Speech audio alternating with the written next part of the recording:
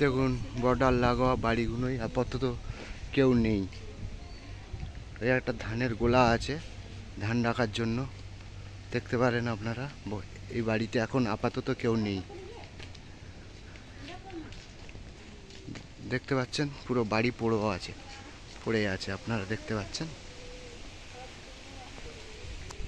বাড়িটাতে আপাতত কেউ থাকছে না, বর্ডার লাগোয়াই বাড়ি, ইন্ডিয়ার মধ্যে আছে, বাংলাদেশ বর্ডার ওপাশেই আছে। সামনে বিএসএফরা বসে থাকে।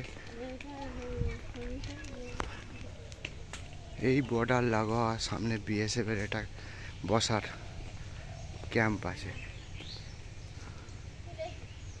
এই সামনে আছে দেখুন, এটা ঘর করা আছে লাগোয়া।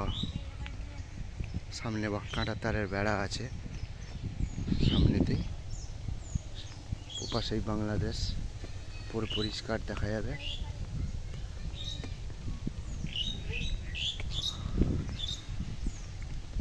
সামনে কাঁটা তারের বেড়া, একটা লোক আসছে ওদিক দিয়ে, দেখুন জুম করে আপনাদের দেখাচ্ছি একটু। এই যে কাঁটা তারের বেড়া, আর ওই যে দেখতে পাচ্ছেন ধোঁয়া উঠছে, বাংলাদেশের মধ্যেই চলে গিয়েছে ওটা, কিছু একটা পোড়াচ্ছে মাঠেতে।